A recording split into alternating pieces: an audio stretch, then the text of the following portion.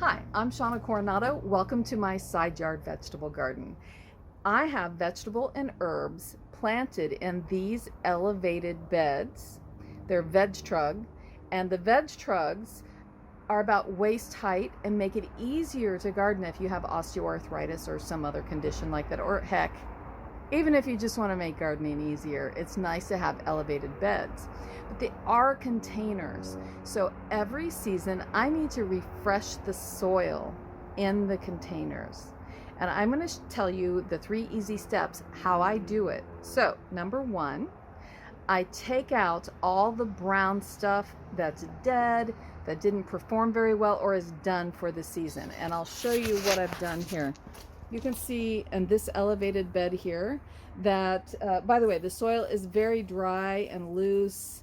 It is old, clearly. And I have removed as many plants as possible. But if we come over here to this garden bed, you can see that there are a lot of babies still here. This is a baby kale. This is Swiss chard over here. And I am saving those plants. So the first step is to dig out all the old stuff you're not going to use and to save the things that you want to keep. And I usually dig them out and set them aside.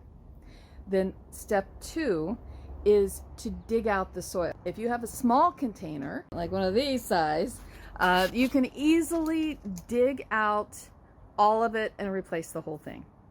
If you have an extremely large container, like the veg trug here, I dig out at least the top 12 inches, sometimes 14 inches, all the way down to say halfway of the container, and I completely replace it. So this season I am conducting an experiment. I'm going to put peat-free soil into my garden.